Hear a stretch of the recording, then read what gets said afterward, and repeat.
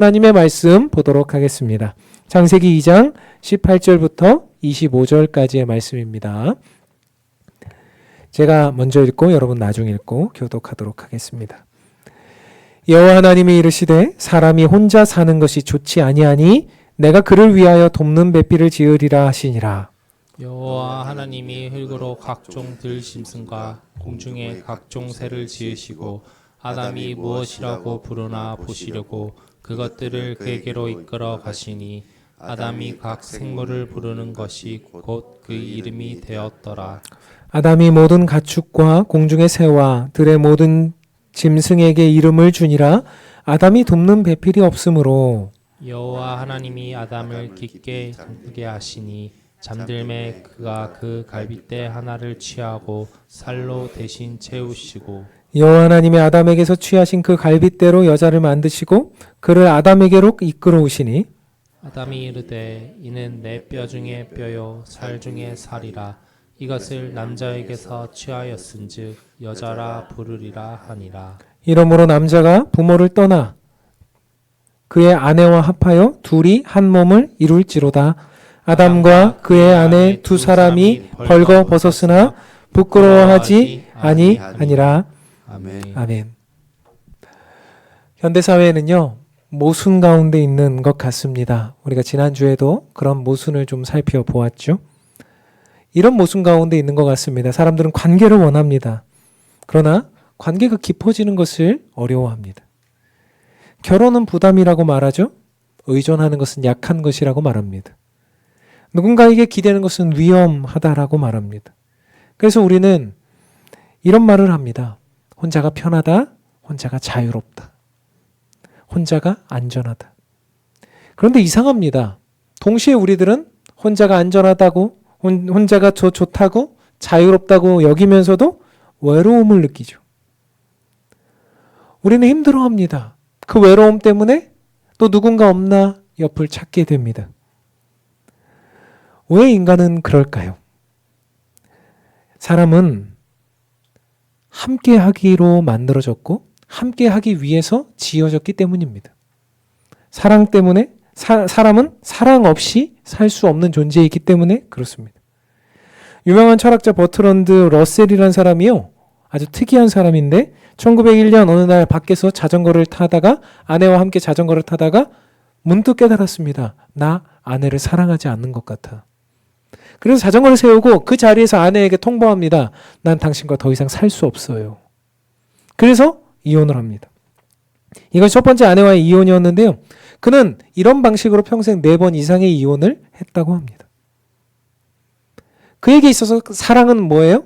감정입니다. 그에게 있어서 사랑은 어떤 자신의 만에 느껴지는 느낌입니다. 그런데 반면 영국의 아이러스 머독이라는 철학자는 이렇게 말했어요. 사랑은 감정이 아니라 자기 중심성에서 벗어나는 훈련이다, 이래 말했어요. 그래서 이 아이리스 머독이라는 사람이 말한 이 내용이 성경에 더 가깝다는 생각을 해요. 사랑은 감정이 아니라 자기 중심성에서 벗어나는 훈련이다. 성경은요, 끊임없이 우리에게 말합니다. 사랑은 감정이 아니라고요. 사랑은 구조적인 하나님의 그 구조적인 틀 안에서 나온다라고요. 하나님께서 우리를 태초에 남자와 여자로 만드시고 가장 작은 공동체 안에서 사랑하라 말씀하셨습니다.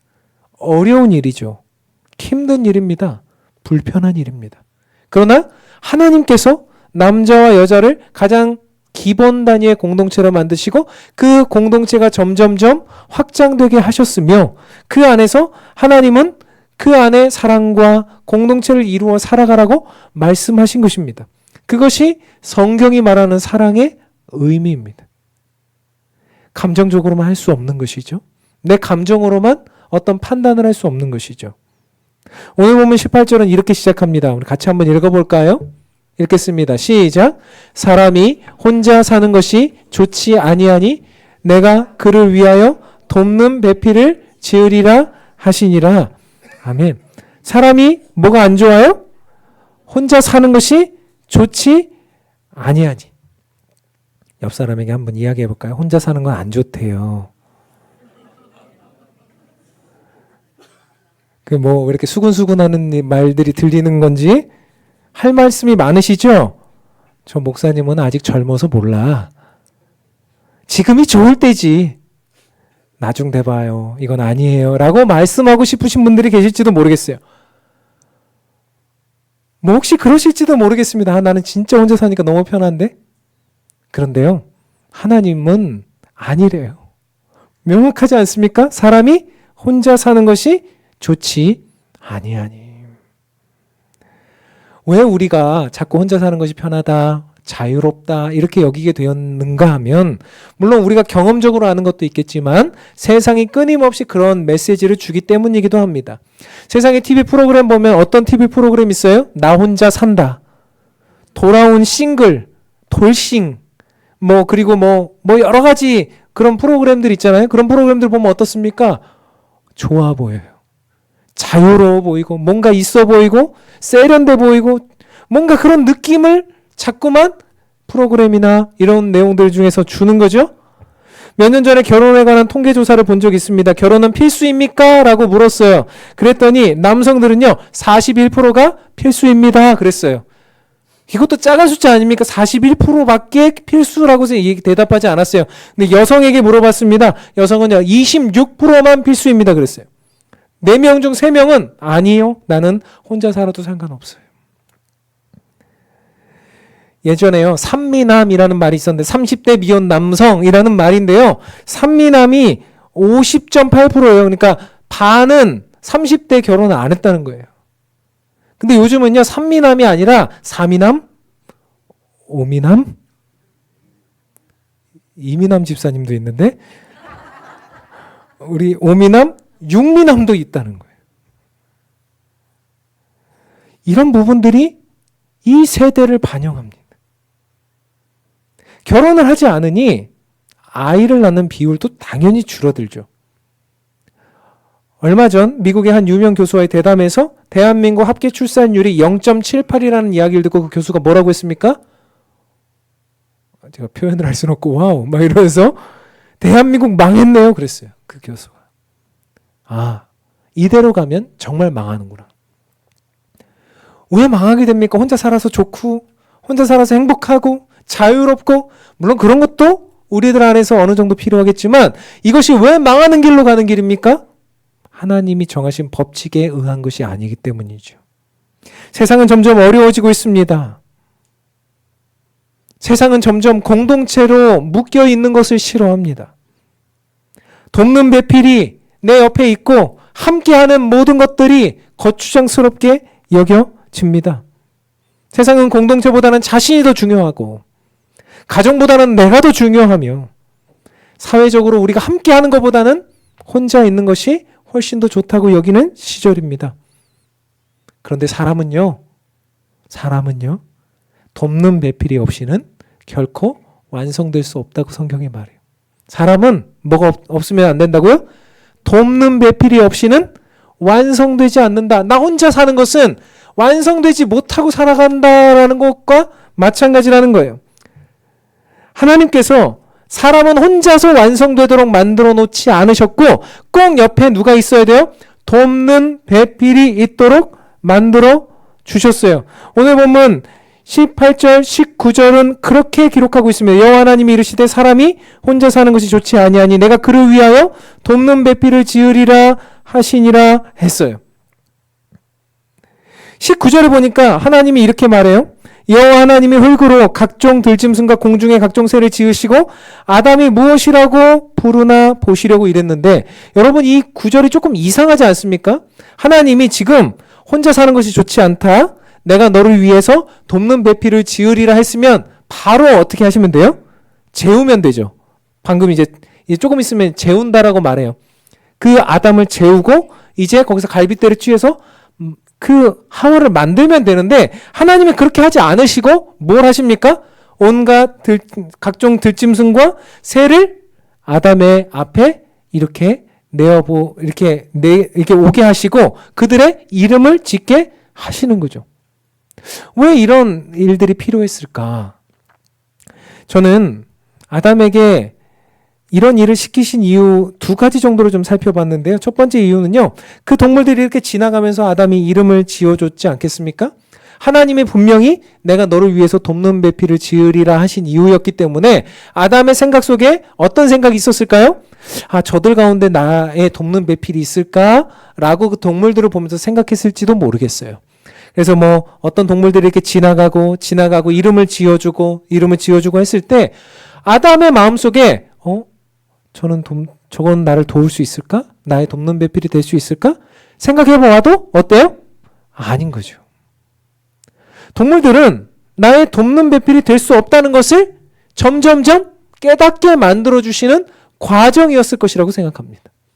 첫 번째 하나님의 목적은 그들이 이름을 지어주게 하시기 위한 그 아담을 향한 하나님의 뜻이기도 했지만 아담에게 스스로 깨닫게 하려는 뜻도 있었던 것 같아요. 그들을 보시면서 저 동물들과는 내가 돕는 배필로서 저 동물들을 사용할 수는 없겠다라는 내용이죠. 또한 두 번째 이유는 무엇이었겠습니까? 그 모든 동물들이 어떻게 왔겠어요? 이제 무리를 지어서 이렇게 왔겠죠.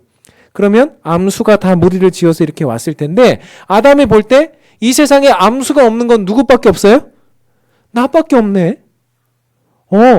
그러면 어떻게 어떻게 생각하겠습니까? 아담이 나도 돕는 배필, 나도 뭔가 함께 할 수 있는 그런 사람이 있었으면 좋겠다라고 생각하지 않았겠습니까? 하나님은 우리들의 마음에 뭘 두고 행하시죠? 소원을 두고 행하시는 하나님이시죠. 그래서 아담에게 있어서 하나님이 그런 말씀을 하셨지만 아담이 하나님 저도 저와 같은 사람이 저에게 돕는 배필이 되면 좋겠습니다 라고 소원을 품게 하시려는 목적도 있었을 것이라고 생각해요. 그러시면서 하나님이 돕는 배필이라는 말씀을 주셨는데 이 돕는 배필은 그저 옆에서 돕는 서브하는 그런 역할이 아닙니다. 돕는 배필이라는 말의 단어의 의미가 중요한데요. 돕는이라는 말은 에제르, 배필이라는 말은 케네그도라는 단어인데요. 에제르 케네그도는 뭐냐면 마주서서 돕는 존재, 보조의 역할이 아니라 마주서서 서로의 필요를 채워주는 존재. 그렇기 때문에 이 돕는 배필이라는 말은 파트너라는 말이에요. 나의 동역자라는 말과 비슷한 어감인 것이죠. 그래서 아담에게 있어서 하와는 어떤 존재입니까? 자기가 부려먹고 시켜먹고 이렇게 뭐 어떻게 그냥 그렇게 하는 존재가 아니라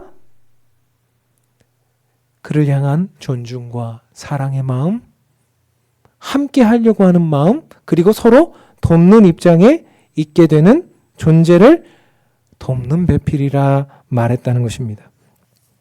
그렇게 하나님께서 아담을 통해서 그 돕는 배필에 대한 소원을 주시고 하나님이 하와를 짓게 되는데 우리는 다 알고 있어요. 하와를 어떻게 지으셨습니까? 아담을 통해서 하와를 어떻게 지으셨는지 우리는 다 알고 있죠? 하나님께서 아담을 재우시고 난 이후에 그 안에 갈비뼈를 빼서 그 갈비뼈를 통해서 만드셨죠. 21절 22절입니다. 제가 읽을게요.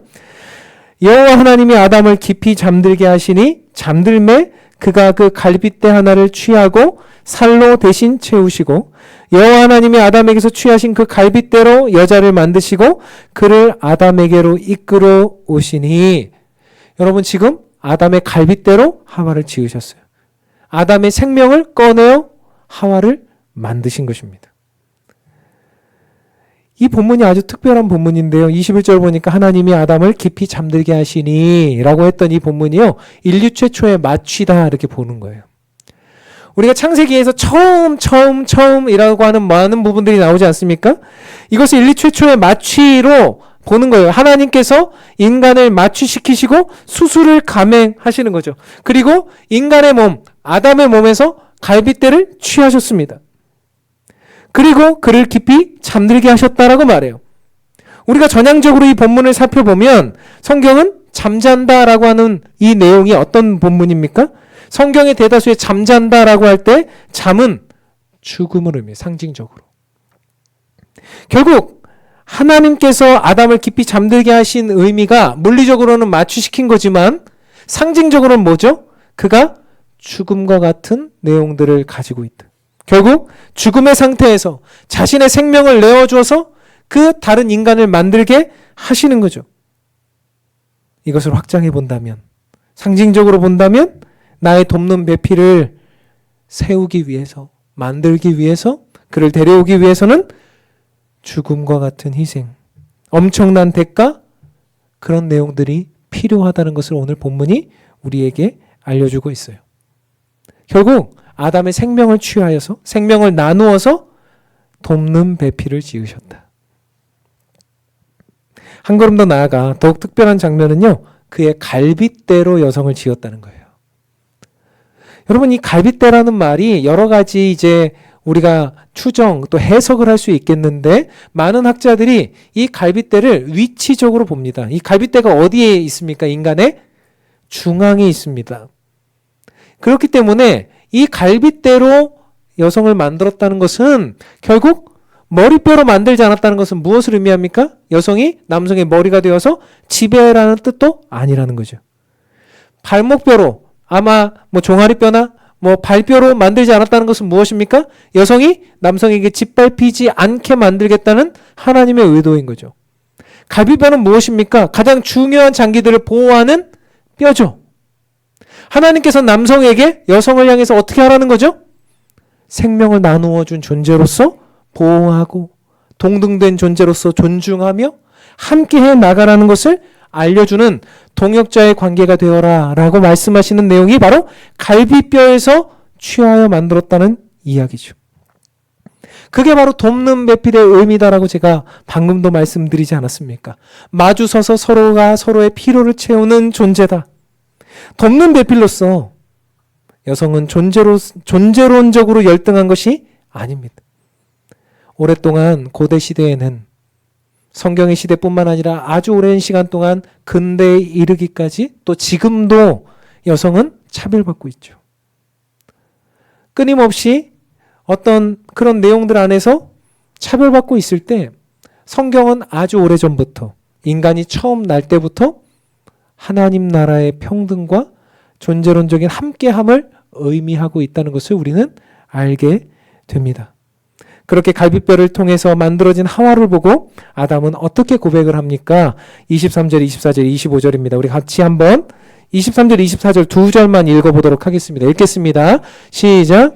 아담이 이르되 이는 내 뼈 중에 뼈요 살 중에 살이라. 이것을 남자에게서 취하였은즉 여자라 부르리라 하니라.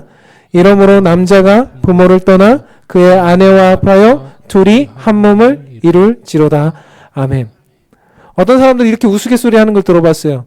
남자는 흙으로 만들었고 여자는 뼈로 만들었으니까 여자가 더 세다. 그런 농담 하지 마요. 그런 거 아니죠. 지금 남성이 여성을 보고 뭐라고 말합니까? 아담이 하와를 보고 이는 내 뼈 중에 뼈요 살 중에 살이라. 이게 무슨 뜻입니까? 내 뼈 가운데 가장 으뜸인 뼈요, 내 살 중에 가장 으뜸인 살이다. 아담이 너무너무 좋았던 거예요. 나 혼자 있어서 너무 힘들었고 외로웠는데 지금 하나님이 나에게 돕는 배필을 지어주셔서 너무 행복해.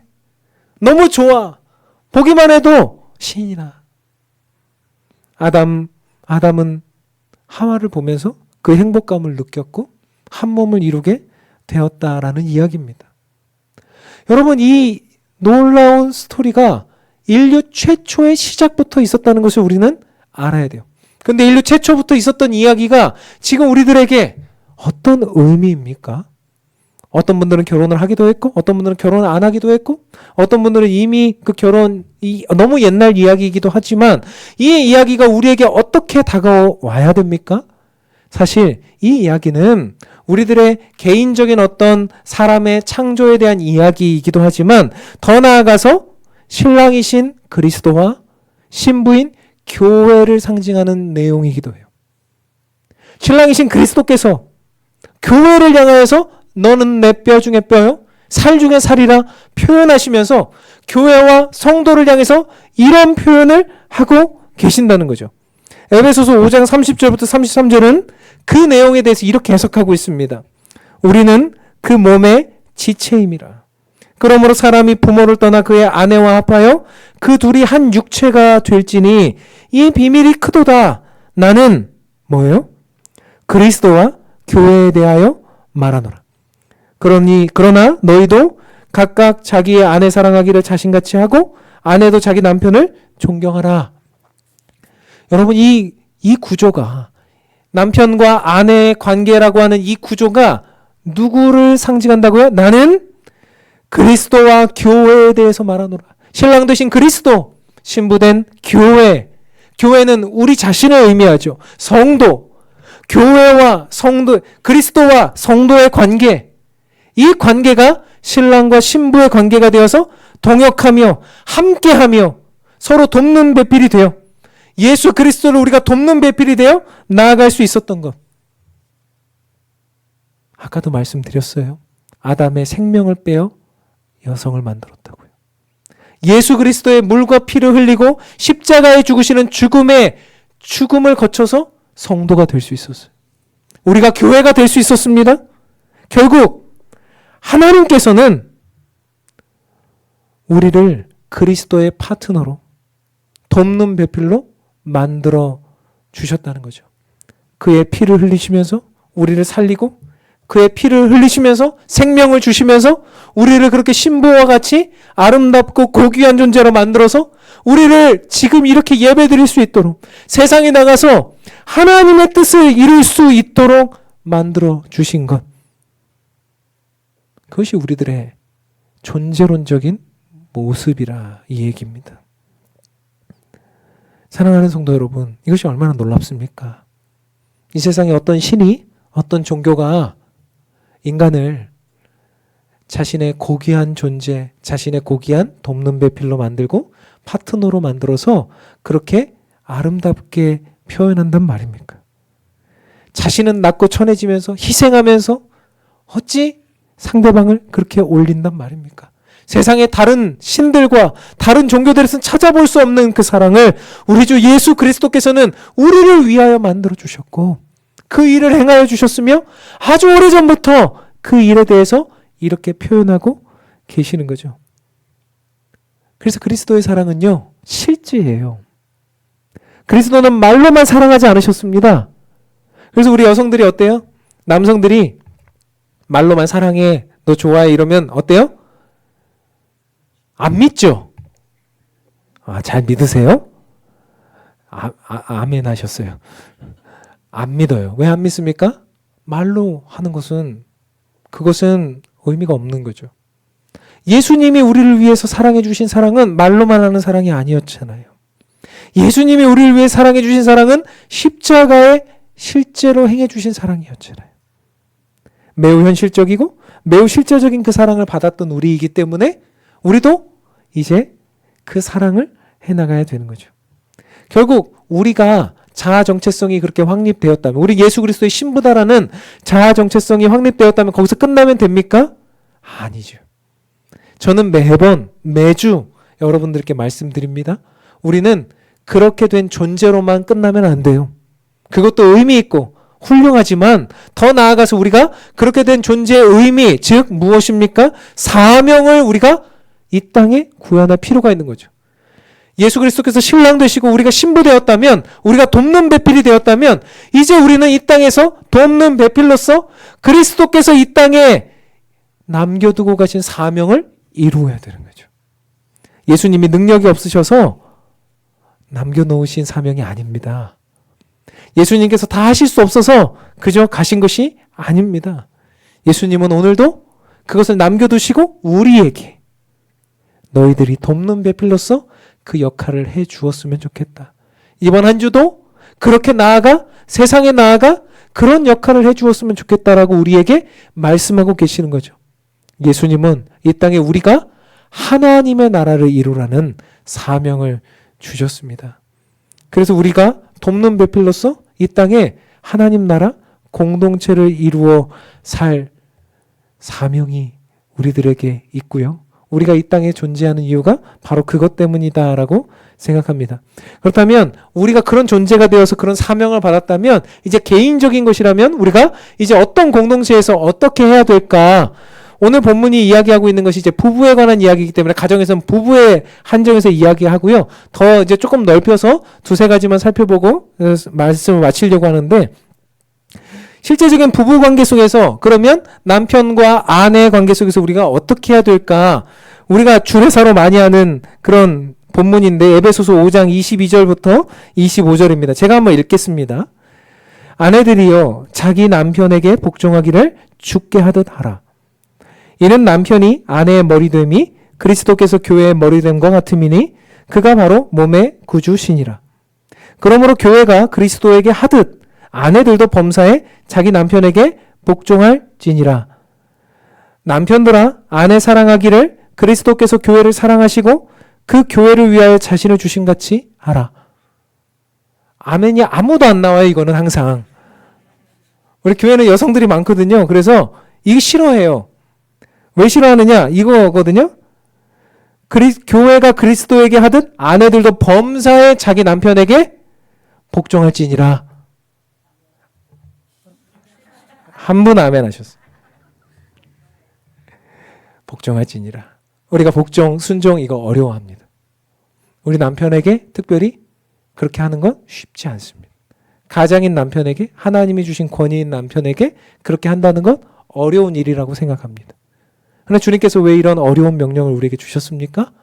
그것이 창조의 질서이기 때문에 그래요. 여기서 말하는 복종은 뭐 어떤 그냥 굴종과 같은 내용이 아니에요. 성경적으로, 말씀적으로 하나님의 뜻에 맞게 그런 모든 내용들이 가정에서 질서를 잡아가는 그 모든 내용 안에서 아내가 남편을 존중하고 아끼고 결정할 수 있도록 해주고 함께하는 내용들이 있을 때, 그리고 남편이 그런 부분에서 조금 부족하고 연약할지라도 돕는 배필로서 그것을 함께 채워져 나가는 역할을 해주라는 얘기예요. 너무나 중요한 내용 아니겠습니까? 그래서 이런 내용들을 보통 주례하고 이제 청년들과 나누고 할 때 청년들이 뭐라 그래요?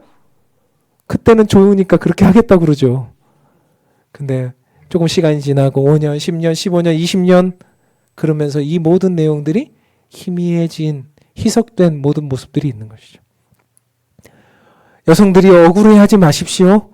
남성들에 대한 이야기가 나옵니다. 25절입니다. 남성들아 아내 사랑하기를 그리스도께서 교회를 사랑하시고 그 교회를 위하여 자신을 주신 같이 하라. 남성들에게 무엇을 요구하고 계십니까? 그리스도께서 교회를 사랑한 것처럼, 그리스도께서 성도를 사랑한 것처럼 사랑하라. 그 몸을 주라 말했어요. 이건 어떻게 한 거예요? 남편은 아내를 위해서 뭐 해야 됩니까? 죽으라는 얘기예요. 예수님이 우리를 위해 죽어주셨잖아요. 아내는 남편에게 복종하고 순종한다면, 존중한다면 남편은 아내를 향해서 어떻게 해야 됩니까? 이것도 또 아무도 대답 안 해요. 죽어야 된다. 물과 피를 다 쏟고 예수님이 우리를 위해서 그렇게 해주신 것처럼 희생과 헌신을 해야 한다. 그렇게 하면 어떻게 되겠습니까? 아내가 자연스럽게 남편을 존중하겠죠? 복종하겠죠? 그러면 남편도 아내를 위해서 그렇게 하겠죠. 예배 끝나고 올라갔더니 우리 아내가 저한테 그래요. 죽을 수 있어? 무서운 말을 자꾸 하더라고요. 힘들지만, 쉽게 대답할 수 없는 내용이지만 우리가 그렇게 성경적인 원리를 따라서 나아가는 것이죠. 부부 안에서는 그렇게 하는 것입니다. 이걸 넓혀보면 교회 안에서도 마찬가지라고 생각해요. 교회도 하나님께서 이루어주신 공동체와 권위자와 또 함께하는 자들이 있습니다. 이것을 넓혀보면 교회 안에, 우리 다락방 안에 순장과 순원이 있고, 또 교회 안에는 목회자와 성도가 있고, 위아래 상하관계가 아니라 서로 어떻습니까? 하나님이 권위를 주신 자와 또 함께 그것을 이루어가는 자가 있다는 거예요. 그럴 때마다 어떻게 합니까? 함께 공동체를 지어 이루어가면서 어떻게 합니까? 권위자가, 앞에서 말씀을 선포하는 자가 좀 부족하면 함께 그것을 채우기를 원하고, 또 함께 나아가는 자는 그것을 위해서 자신의 것을 희생하고 헌신하며 서로가 그 길을 걸어갈 때 함께 지어져 가는 것이죠. 순장은 순원을 위해서 모든 것을 내어놓고 헌신할 때, 순원들은 순장이 선포하는 말씀에 귀 기울여 듣고, 목회자가 선포하는 말씀을 귀 기울여 듣고 그 말씀에 순종할 뿐만 아니라 더 나아가서 거꾸로는 함께하는 모든 내용들 속에서 희생과 헌신을 하는 것이죠. 회사나 학교에서 어떻습니까? 학교에서는 선생님이, 회사에서는 나에게 그런 내용들을 하는 권위자들이 있습니다. 그들에게 어떻게 합니까? 우리는 순종하죠. 그러면 그들은 어떻게 해야 됩니까? 자신의 있는 것들을 내어 희생과 헌신하는 것이죠. 모든 공동체가 이렇게 간다면 이 모든 공동체들이 어떻게 되겠습니까? 다 하나님의 나라를 이룰 것입니다. 남자와 여자의 관계로 시작된 이 관계, 그 구성들이 점점점 넓어지고 확장되면서 하나님의 나라는 이루어지는 거예요. 가정이, 교회가, 사회가 점점점 이 나라와 민족과 열방이 그런 방식으로 함께 이루어져 가면서 성경이 그런 원리로 쓰여져 있다는 것을 우리에게 알려주는 거죠.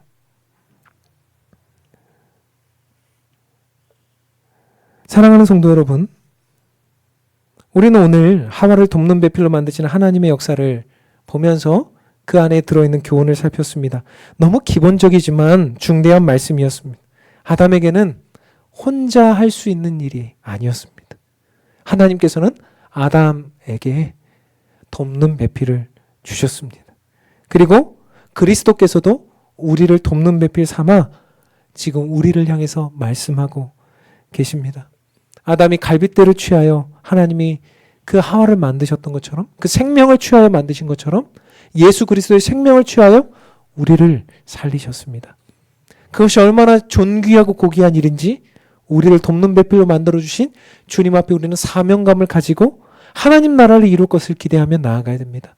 가정에서 남편과 아내와의 관계에서, 교회에서 공동체를 이루며 다락방과 또 수많은 공동체 안에서, 더 나아가 우리가 속해 있는 수많은 사회적인 현장들 안에서 우리가 이런 원리를 가지고 존중과 사랑과 희생과 또 함께함과 채워줌과 그 모든 내용들을 가지고 나아간다면은 우리가 발 딛는 곳곳마다 하나님의 나라가 이루어질 것입니다.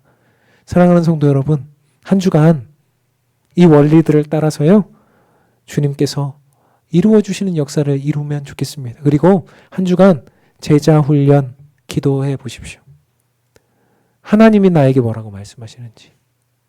다락방 오늘까지입니다. 마음에 어떻게 해야 될지, 그 모든 것들을 생각하시면서 주님의 뜻을 구하며 이 공동체 안에 주님의 나라를 이루어가는 저와 여러분, 우리 모두가 되기를 주님의 이름으로 소원합니다. 같이 찬양하고 기도하겠습니다. 세상 흔들리고 사람들은 변하여도 나는 주를 섬기리. 주님의 사랑은 영원히 변하지 않네. 나는 주를 신뢰해. 여러분, 이 믿음의 고백이 우리의 고백이길 원해요. 세상은 나 혼자 산다, 혼자가 좋다, 세상은 뭐 어떤 저떤 여러 가지 이야기들 하지만 아니요, 함께 공동체를 이루어 사는 거예요. 불편해도, 어려워도, 아파도, 힘들어도, 조금 싫어도, 세상이 흔들려도 그 공동체가 나를 잡아줄 것이고 함께하는 이들이 기도해 줄 것이며 우리가 그렇게 주님을 섬기는 일들 속에서 역사가 이루어질 것입니다. 함께 이 찬양하면서 우리의 마음을 고백하며 나아가십시다.